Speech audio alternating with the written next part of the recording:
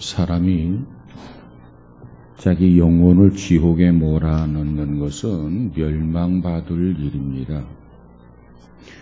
그리고 뿐만 아니라 다른 사람의 영혼을 지옥에 몰아넣는 것 역시 심판받을 죄가 됩니다. 자, 그렇게 본다면 공산주의 이론을 만들었던 칼 마르크스나 그의 추종자들의 죄는 결코 용서받기가 어렵습니다. 그들은 공산주의의 이론을 실현하기 위해서 숙청을 하고 살상을 하고 수많은 사람들의 영혼과 생명을 죽였습니다. 그들이야말로 자기 자신도 지옥에 가고 다른 사람도 지옥에 보내는 이중죄를 범한 것입니다. 그렇기 때문에 그들은 하나님 앞에 반드시 심판받고 지옥에 가게 될 것입니다. 그런데 문제는 우리 가운데도 이와 같은 죄를 범하는 사람들이 없지 않아 있다는 겁니다. 우리에게는 세 종류의 사람이 있습니다. 첫째로 어떤 사람이 있느냐면 자기 자신이 구원을 받고 그리고 다른 사람들도 주변의 사람들도 구원하는 사람들이 있습니다. 건강한 신앙인이다 이렇게 말할 수 있습니다. 이들은 자신도 천당에 가고 다른 사람의 영혼도 천당으로 인도하는 사람들입니다. 참 하나님 앞에 인정받고 사랑받는 그런 대상이지요. 그런데 두 번째 종류는 어떤 사람이 있느냐면 자신은 가까스로 구원을 받았지만 다른 사람은 지옥에 보내는 사람이 있습니다. 이런 부류의 사람은 주로 어디에 많으냐? 교회 안에 포진하고 있다는 겁니다. 자기 자신은 구원은 받았어요. 하나님을 경외하며 예수를 믿기 때문에 하나님의 자녀가 되고 하나님의 백성이 되었어요.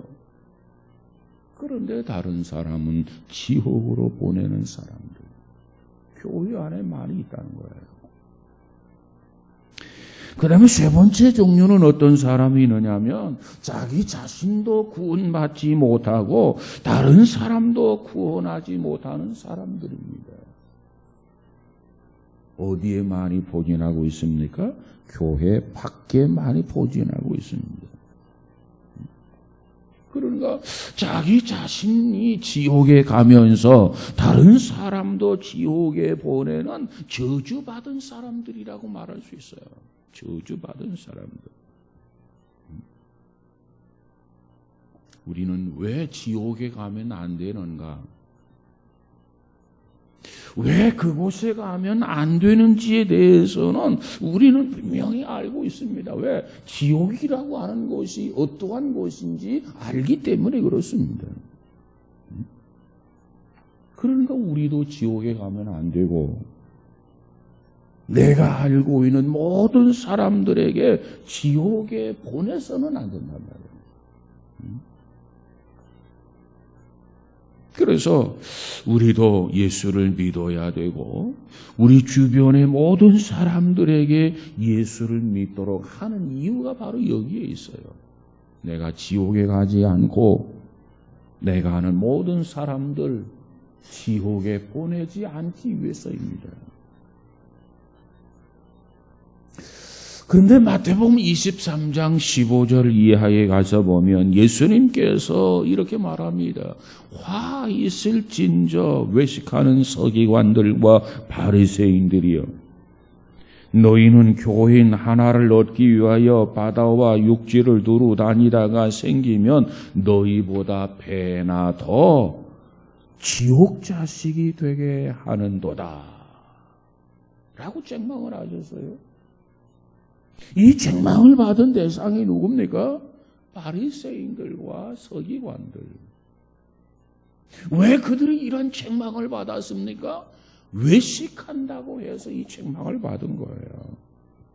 단순한 책망이 아닙니다. 와, 있을진저 그랬어요. 뿐만 아니라 23장 33절에 가서 보니까 예수님께서 그들을 향해서 뭐라고 했느냐? 뱀들아, 독사의 새끼들아, 어떻게 너 지옥의 판결을 피하겠느냐 그랬어요. 그 서기관과 바리새인들을 향해서 말하기를 이 뱀들아, 독사의 새끼들아, 너희가 어떻게 지옥의 판결을 피하겠느냐? 피할 수 없다는 거죠.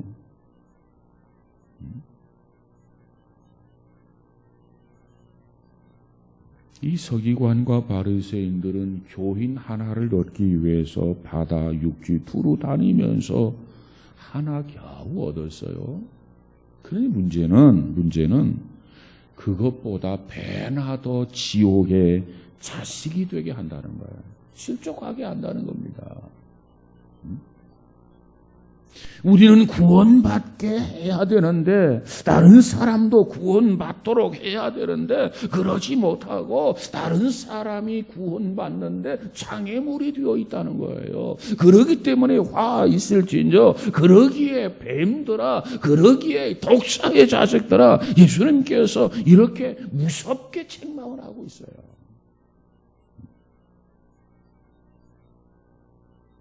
우리는 이 두 구절을 놓고 보았을 때 다른 사람을 지옥에 보내는 사람들이 받을 그 심판이 얼마나 준엄하고 얼마나 무서운가를 우리는 여기는 알 수 있습니다.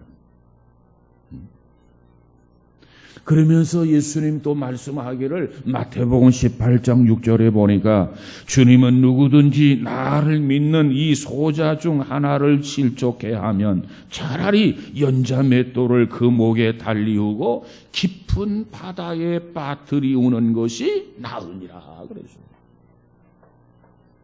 우리는 다른 사람을 실족해서는 안 된다는 겁니다. 비록 어린아이라 할지라도 실족해야 하면 차라리 연자 맷돌을 목에다 메고 깊은 바다에 빠뜨리우는 것이 낫다는 거예요.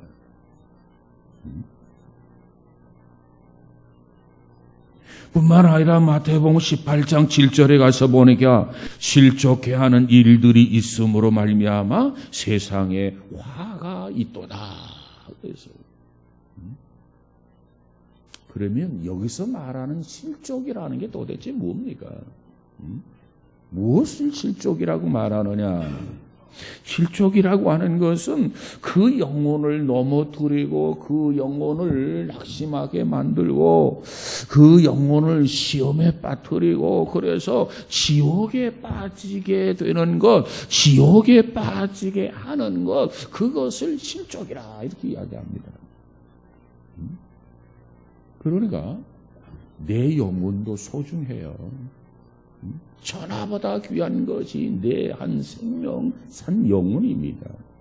이처럼 내 영혼이 소중하고 내 영혼이 중요하지만은 다른 사람의 영혼도 소중하고 다른 사람의 영혼도 중요하다는 거예요. 그렇기 때문에 내 영혼이 구원받는 것이 중요한 것처럼 다른 사람의 영혼이 구원받는 것이 중요하다는 겁니다. 먼저 그걸 믿어야 돼요. 내 영혼만 소중한 거 아니에요. 내 영혼이 소중한 것만큼 다른 사람의 영혼도 소중하다는 겁니다. 자, 그런데 오늘 본문의 내용이 뭡니까? 오늘 본문의 내용을 보면 우리가 부부 생활을 하는데 믿는 아내가 믿지 않는 남편, 믿는 아내가 믿지 않는 남편에 대해서 무관심할 수 없다는 거예요. 내 영혼이 소중한 것처럼 남편의 영혼도 소중하다는 겁니다. 그러다면 그 남편을 어떻게 해야 구원할 수가 있을까? 거기에 대한 교훈이 오늘 본문의 내용입니다. 자, 오늘 이 말씀에 보면은 이 불신의 남편을 가리켜서, 믿지 않는 남편을 가리켜서 뭐라고 하느냐? 도를 순종치 않는 거다. 도를 순종치 않는 것은 곧 불신을 말하는 거죠. 불신. 믿지 않는 사람은요, 이 구원의 도에 순종하지 않는 사람이에요. 믿는 사람은 구원의 도에 순종하는 사람이에요. 믿는 아내는 구원의 도에 순종하는 사람이지만 남편이 믿지 않는다면 믿지 않는 남편은 구원의 도에 순종하지 않는 자, 불신자라는 얘기입니다. 자, 성경은 우리에게 분명히 말하고 있어요. 명백하게 선언하고 있습니다. 뭘 말하고 있느냐? 뭘 선언하고 있느냐? 이 구원의 도에 순종하지 아니하면 구원받지 못한다는 겁니다. 이 구원의 도에 순종하지 아니하면 성경은 뭐라고 말씀하느냐? 영원 구원받지 못하고 지옥에 간다는 거예요. 이건 타협할 수 없는 진리고 이건 양보할 수 없는 진리입니다. 믿으면 천국이요, 믿지 아니하면 지옥이에요.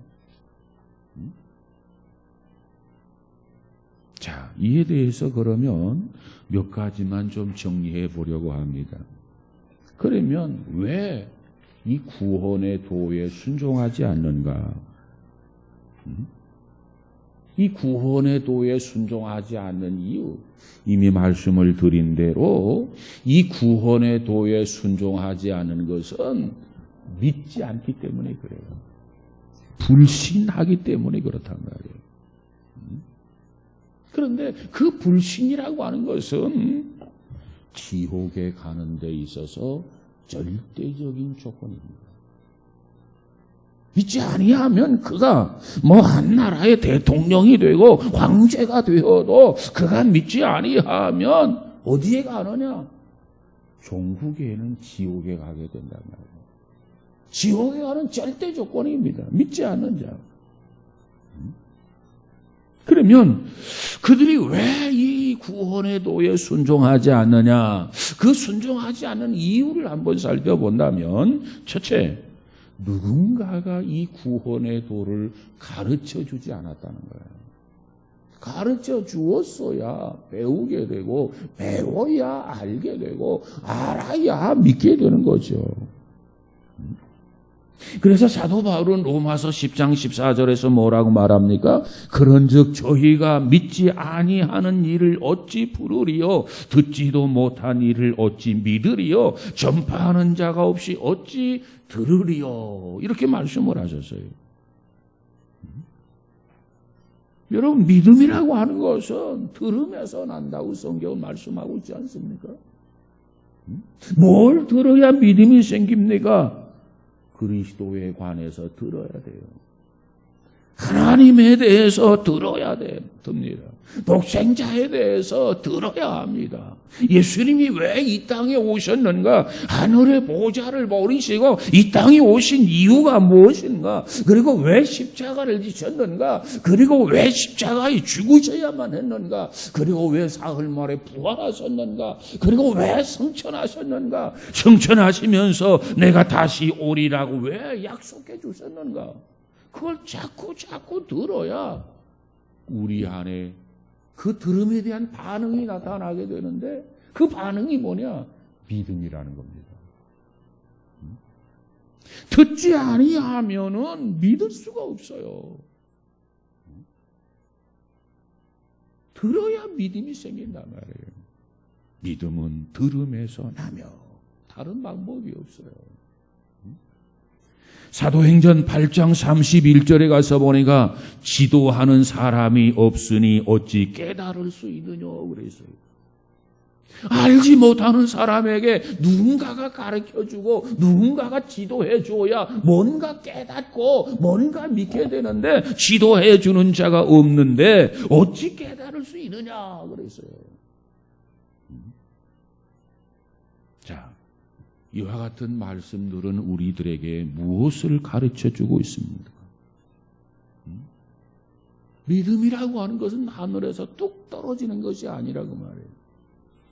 믿음이라고 하는 것은 땅에서 어느 날 솟는 것이 아니라는 겁니다. 믿음이라고 하는 것은 하나님의 말씀을 자꾸 들어야 돼요. 그래야 우리 안에 믿음이 생긴단 말이에요. 그러면 자꾸 들려줘야 되는데 누가 들려줘야 됩니까? 누군가가 들려줘야 돼요.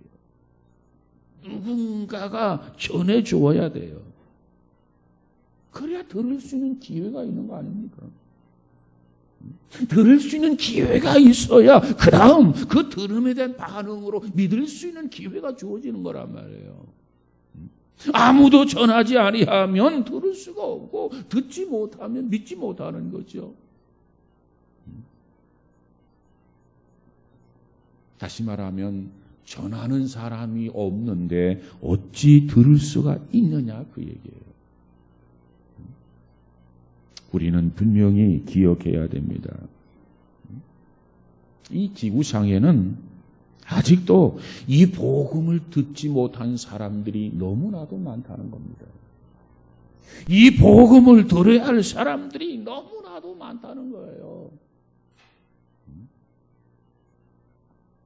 한 인도네시아 선교사님이 설교를 하면서 그런 얘기를 해요.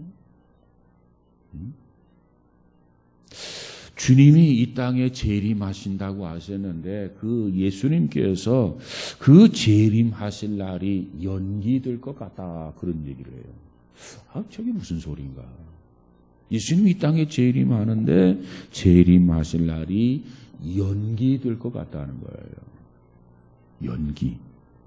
응? 그래서 도대체 무슨 말인가? 잘 들어봐서요. 그랬더니 그 선교사님 하는 이야기 내용이 바로 이겁니다. 제가 인도네시아에 가서 선교를 하는데 아직도 인도네시아만 해도 다른 데는 몰라도 인도네시아만 해도 복음을 듣지 못한 사람들이 수를 헤아릴 수 없을 만치 많다는 거예요. 그런데 어떻게 주님이 곧 오시겠나? 그런 얘기를 하는 것을 들었습니다. 이것은 역설이죠, 역설. 아직도 우리 주변에는 이 복음을 듣지 못한 사람들이 부지기수라는 거예요. 그래서 복음을 들어야 할 대상들이 우리 주변에 수없이 많다는 거예요. 우리는 그들에게 복음을 전해야 됩니다. 우리는 그들이 어떠한 우리의 대상이라 할지라도 우리는 그들에게 복음을 전해야 돼. 심지어는 원수라도 복음을 전해야 돼. 우리 이웃들에게도, 우리의 가족들에게도, 우리 민족에게도, 또 국경을 넘어서 이제는 나라가 난다 할지라도, 우리의 해를 끼친 원수라 할지라도 우리는 그들에게 복음을 전해야 돼. 왜? 복음을 전해야 듣게 되고, 들어야 믿게 되고, 믿어야 주의 이름을 고백하고 부르게 된단 말이에요. 다른 방법이 없어요.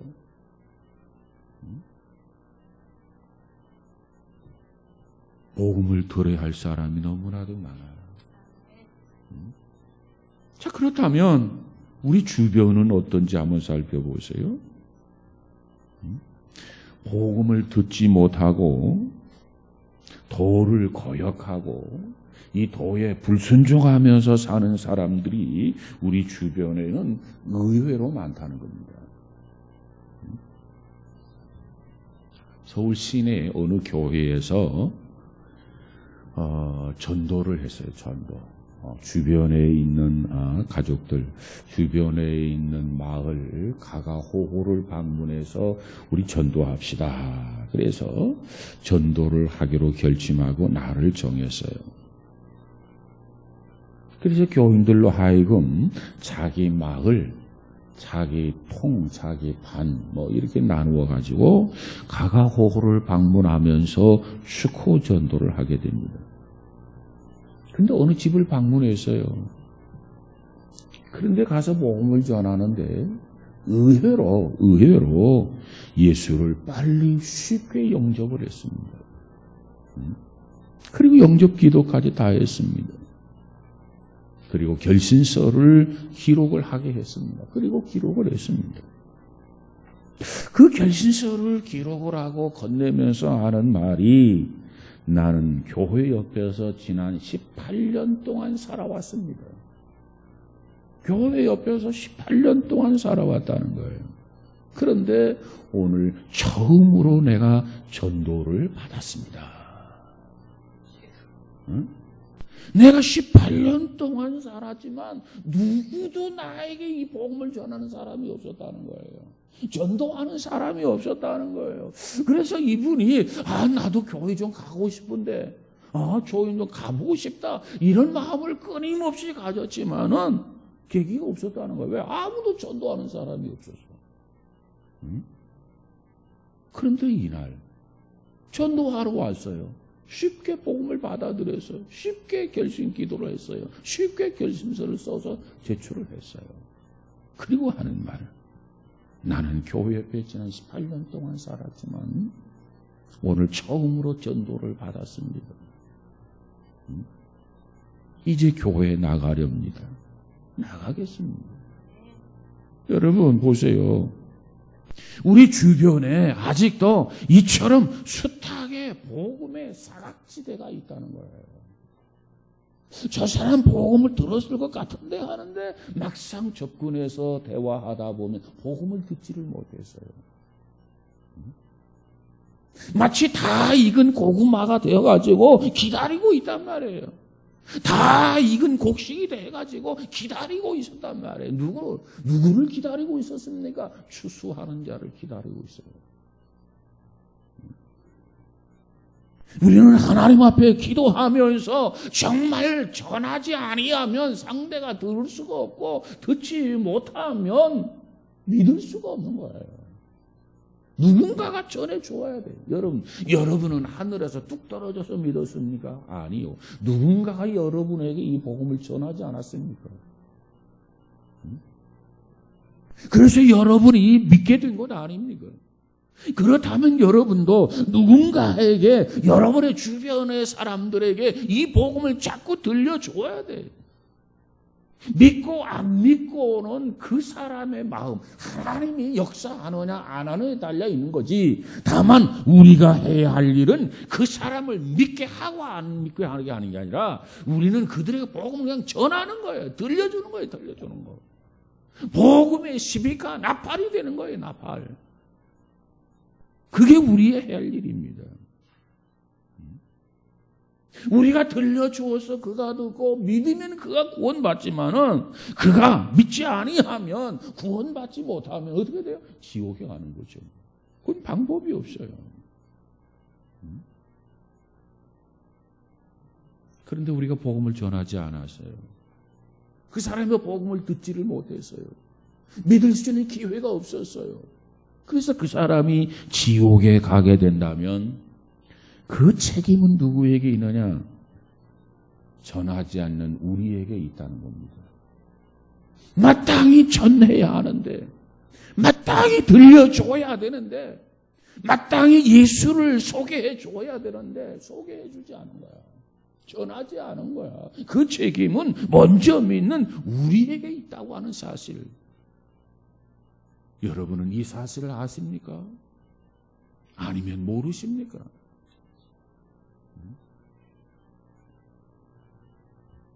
그 다음에 두 번째로 그들이 도에 대해서 순종하지 못하는 이유는 도를 듣지를 못해서 그렇고 가르쳐주지 못해서, 두 번째가 그 도를 잘못 배웠기 때문입니다. 잘못 배웠기 때문이에요.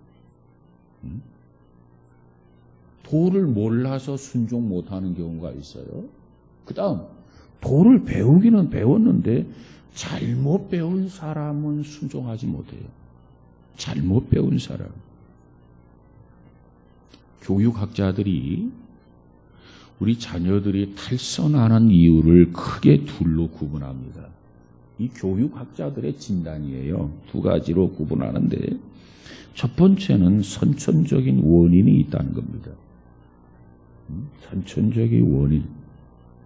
태아가 어머니 뱃속에 있을 때 어머니로부터 물려받은 좋지 않은 영향들이 원인으로 작용을 해서 그의 성격과 인격을 형성했을 경우 그 아이는 태어나서 자라는 동안 나쁜 성격을 소유하게 된다는 겁니다. 이걸 선천적 원인이라 이렇게 이야기하죠. 그렇기 때문에 아이를 그저 모태 어머니 뱃속에 있을 때 어머니의 정서와 어머니의 건강이 이 태아에게 결정적인 영향을 끼친다. 이걸 우리가 알아야 돼요. 그래서 우리가 중요시 여기는 게 뭡니까? 태교육, 태교를 중요시 여기는 거 아니겠어요? 이 선천적 원인이 있다.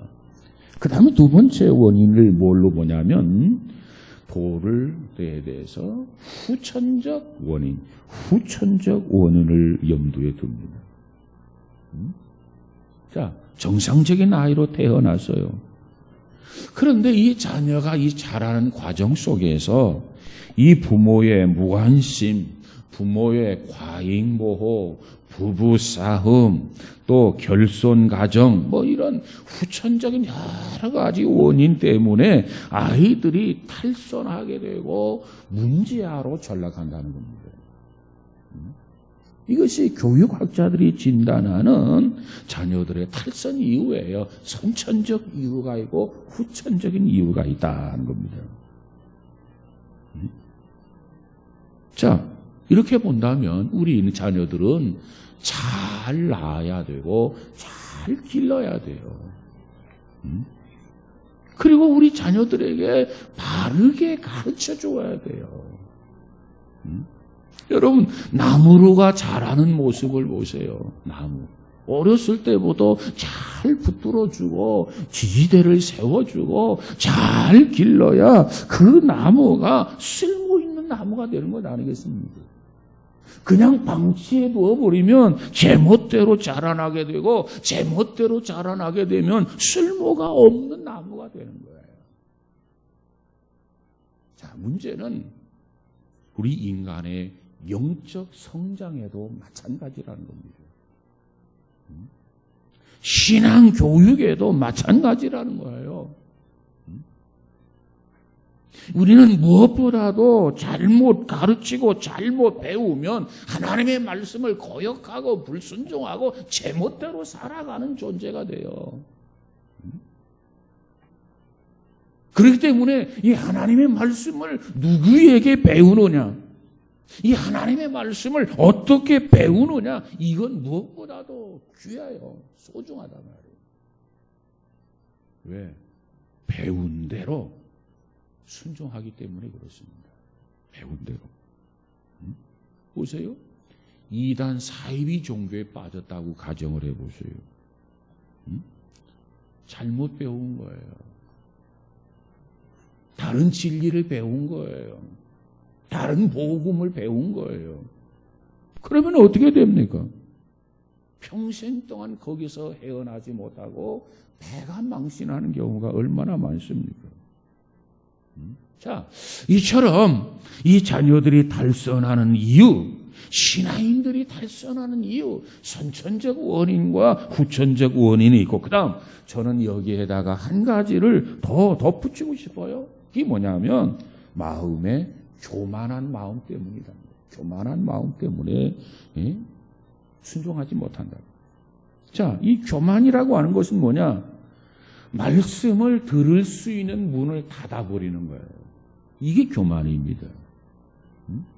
말씀을 들을 수 있는 문을 닫으니까 진리를 들을 수가 없는 거예요. 이 교만한 사람은 자기가 제일이라고 생각합니다. 하나님을 인정하지 않아. 하나님의 말씀에 귀를 기울이지 않아. 누가 하나님의 말씀을 들어도 나 그거 듣기 싫다. 나에게 그런 말 하지 말아라. 거부합니다. 그러니까 이 교만이라고 하는 것이 우리 눈을 어둡게 보기 때문에, 어둡게 만들기 때문에 하나님을 보지 못하는 거예요. 이 교만한 것은 우리의 귀를 막기 때문에 아무리 말씀을 들려줘도 진리를 듣지를 못합니다. 이 교만이라고 하는 것이 우리의 마음의 문을 닫아버리기 때문에 말씀을 들어도 깨닫지를 못해요. 그래서 교만한 자, 결국은 뭐냐? 교만한 자는 지옥에 가게 된다. 그래서 성경은 말하기를 뭐라고 말합니까? 겸손하라는 겁니다. 예수님께서도 말씀하기를 나는 마음이 온유하고 겸손하니 그랬어요. 누구든지 내게 와서 배우라는 거예요. 겸손하게 배우라. 그러면 깨닫게 되고, 그러면 알게 되고, 그러면 순종하게 된다는 거예요. 자, 그러면 이 도에 순종하지 못하는 그들을 어떻게 우리가 전도해야 되나? 그들을 어떻게 전도해야 그들을 지옥까지 않게 할 수 있나? 나의 남편을, 나의 아내를, 나의 부모를, 나의 자식을, 나의 지인들을 어떻게 전도를 해야 그들이 지옥까지 않게 해야 되지 않느냐 그 말이에요. 먼저 그들의 영혼을 책임지는 책임감을 가져야 됩니다. 우리가 쓰는 용어 중에 인연이라고 하는 말을 씁니다. 인연. 인연이란 뜻이 뭐예요? 내가 그를 알게 되었다든가. 이것도 인연입니다. 내가 그를 만나게 되었다든가. 이것도 인연입니다. 다시 말하면 우연이 아니라는 거예요. 우연이 아니다. 그러니까 어떠한 관계, 어떠한 원인이 작용을 해서 서로의 관계가 만들어졌다는 거죠. 그것을 우리가 보통 인연이라. 그런데 신앙적인 용어를 뭐라고 말하느냐? 이것은 하나님의 뜻이다. 이것은 하나님의 섭니다. 이렇게 이야기합니다. 다시 말하면 내가 그 사람을 알게 된 것, 내가 그 사람과 부부가 된 거, 내가 그 사람과 가족이 된 거, 내가 그 사람과 친구가 된 거, 내가 그 사람과 이웃이 된 거, 이것은 하나님의 뜻이고 이것은 하나님의 섭니다. 그 말이에요. 자, 이것이 하나님의 뜻이고 이것이 하나님의 섭리라고 하는 말은 그것은 나로 하여금 그 사람을 영혼을 구원하게 하시려는 하나님이 주신 기회라는 거예요. 그 영혼을 구원하라. 그로 하여금 하나님을 믿게 하라. 나에게 주신 기회라는 의미예요. 그렇기 때문에 나와 함께 하는 사람, 나와 함께 일하는 사람, 나를 만나는 사람, 그 사람들의 영혼 구원은 누구의 책임이냐? 바로 나의 책임이라는 거예요. 다른 사람의 책임이 아니고 바로 나의 책임입니다.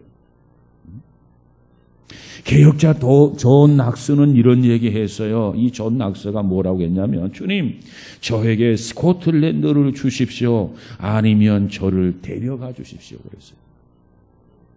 스코틀랜드를 나에게 주십시오. 스코틀랜드를 구원하게 해달라는 겁니다.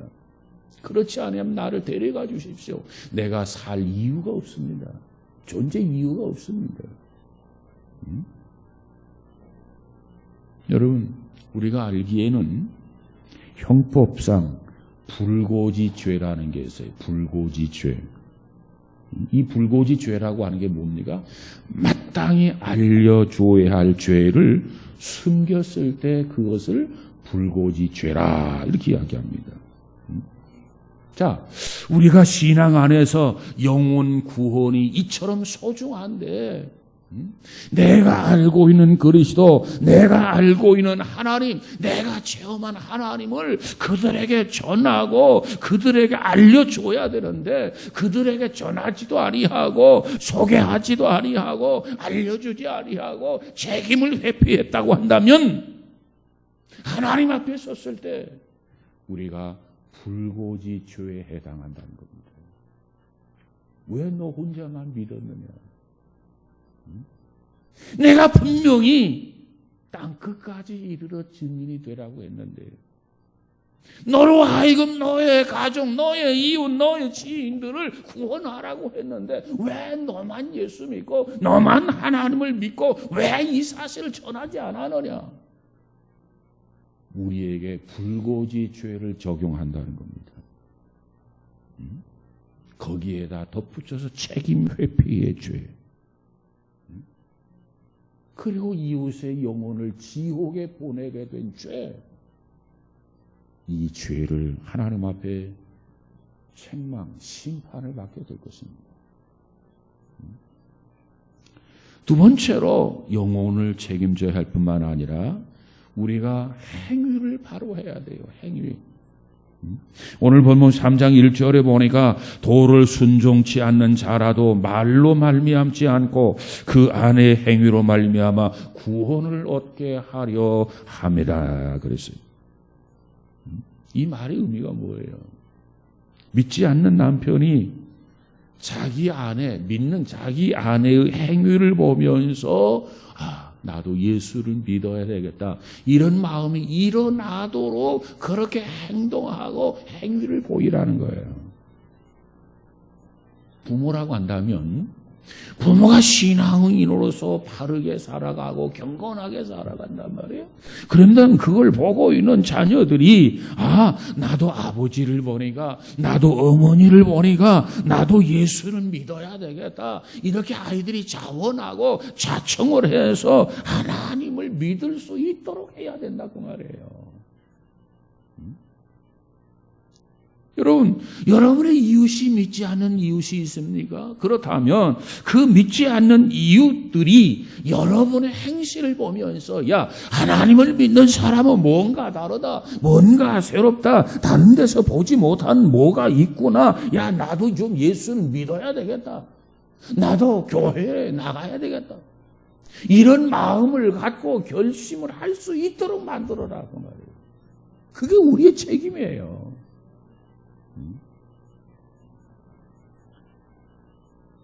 그 다음에 세 번째로는 영혼 구원의 중요성과 지옥 심판의 무서움을 깨달아야 돼요. 누가복음 16장 23절에 가서 보니까 잘 먹고 잘 살다가 죽어 지옥에 들어간 부자라는 사람이 있어요. 부자. 그래서 그 부자가 세상에서는 잘 먹고 잘 살고 매일매일 연락을 즐기면서 그렇게 여유 있게 풍족하게 살았어요. 그리고 죽었어요. 그리고 어디에 가느냐? 지옥에 가가지고 고통을 겪으면서 두 가지를 요청을 합니다.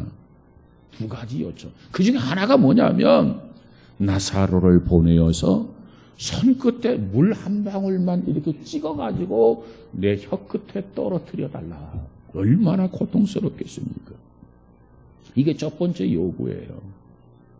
그 다음에 두 번째 요구는 뭐냐면 나사로를 내 고향으로 보내셔서 이 고향에 나에게 5 형제가 있는데 아무도 예수를 모른다는 거예요. 아무도 하나님을 모르니까 나사로를 나의 고향에 보내가지고 5 형제들에게 전도해서 이곳에 오지 않게 해달라고 부탁을 하는 거예요.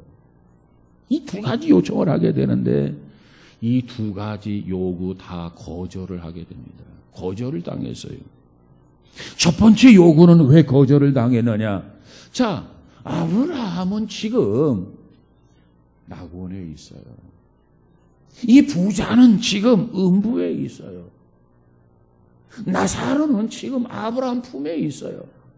그러니까 이 음부와 낙원은 내 왕래가 왔다 갔다 할 수 없다는 거예요. 그렇기 때문에 나사로가 음부에 가가지고 부자의 혀끝에 물 한 방울 떨어뜨려 줄 수가 없어요. 왕래가 불가능하기 때문에. 천국과 지옥은 불가능해요. 왕래가. 왔다 갔다 할 수 없어요. 두 번째 요구는 어떻게 거절을 하냐면 자, 세상에는 모세와 선지자들이 있다. 그들이 계속해서 이 복음을 전할 것이다. 그런데 그들에게 들으면 될 것이고 그런데 듣지 않으면 죽은 자가 살아나서 가서 전한다 할지라도 그들은 듣지 않을 것이다. 그래서 거절을 하게 됩니다.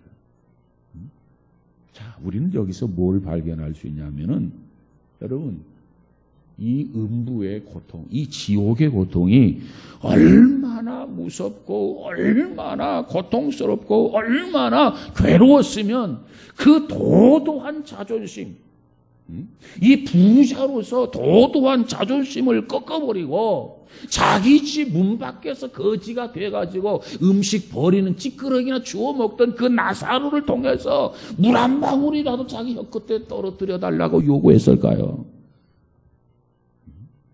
얼마나 힘들고 얼마나 고통스럽고 얼마나 무섭고 얼마나 괴로웠으면 그랬을까 생각해 보시기 바랍니다. 뿐만 아니라 이 지옥불이 얼마나 뜨겁고 얼마나 견디기 어려웠으면 나에게 5 형제가 있는데 이곳에 오지 않게 해달라고 간청을 했을까요? 이게 지옥입니다. 그렇기 때문에 우리는 지옥에 가서도 안 되고 우리는 지옥에 보내서도 안 된다는 거예요. 우리는 결코 지옥에 가고 있는 사람들을 그냥 방치하거나 외면해서 안 됩니다. 그들에게 다가가서 우리가 이 말을 전해야 되고 복음의 증인이 돼야 돼. 이것이 우리의 사명이에요.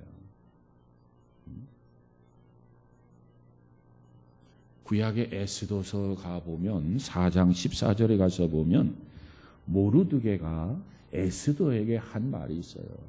뭐라고 말하냐면 이때에 내가 만일 잠잠하여 말이 없으면 유대인은 다른 데로 말미암아 노임과 구원을 얻으려니와 너와 내 아버지 집은 멸망하리라.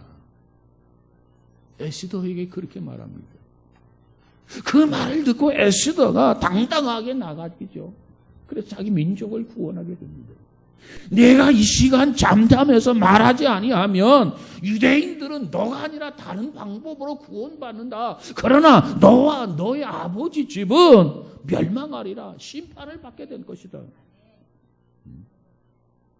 우리는 입을 봉하고 있어서는 안 돼요. 우리는 입을 닫고 있어서는 안 돼요. 우리는 꿀먹은 벙어리가 되어서는 안 된다고 말이에요. 여러분, 내 가족 중에 지옥에 가고 있는 사람이 있는데 구경만 하고 있을 생각입니까? 남편이 지옥에 가고 있는데, 아내가 지옥에 가고 있는데, 부모님이 아니 자식이 지옥에 가고 있는데 보고만 있을 겁니까? 그럴 수 없습니다. 내 친구가 지옥에 가고 있는데 바라만 보고 있겠습니까? 그들에게 잘 가라 지옥에 보내겠습니까? 그래야만 되겠습니까? 아니요. 우리는 지옥에 가서도 안 되고 우리의 지인들을 지옥에 보내서도 안 됩니다. 우리 중에 한 사람도 지옥에 가지 않기를 주의 이름으로 축복합니다. 그리고 우리가 하는 모든 사람들 지옥에 보내서는 결코 안 됩니다. 그들의 영혼의 소중함을 깨닫고 기도하면서 그들의 영혼을 구원할 수 있는, 책임지고 구원할 수 있는 이 사명자 우리 모두가 다 되어지기를 주의 이름으로 축복합니다. 그래서 주 예수를 믿어라. 그리하면 너와 내 집이 구원을 얻으리라. 이 말씀이 저와 여러분을 통해서 이루어지는 귀한 은혜 축복이 있어지기를 주의 이름으로 축원합니다. 기도합시다. 거룩하신 하나님 감사합니다. 지옥은 얼마나 무섭고 괴롭고 고통스럽고 견디기 어려운 곳인가 하는 것을 알게 하시고, 특별히 우리 자신도 지옥에 가서는 안 되고 내가 하는 모든 사람들 지옥에 보내서도 안 되고, 그래서 우리는 그들에게 나가서 듣든지 아니 듣든지 이 복음을 전하고 복음의 나팔수가 되어져서 성실하게 살아가는 우리 모두가 되어지게 하옵소서. 믿음은 들음에서 난다고 했고 들음은 그리스도의 말씀으로 인함이라고 했는데 이 일에 충실하게 사명자로서 복음을 전하는 우리 모두가 다 되어지게 하여 주시옵소서. 그래서 내가 사는 마을, 지역, 가족들, 친척들, 이웃들, 친구들 모두가 구원받는 역사가 있어지도록 우리 하나님 복을 더하여 주옵소서. 성령께서 친히 역사하시고 우리 안에서 강권적으로 주장하여 주옵소서. 예수님 이름으로 기도하옵나이다.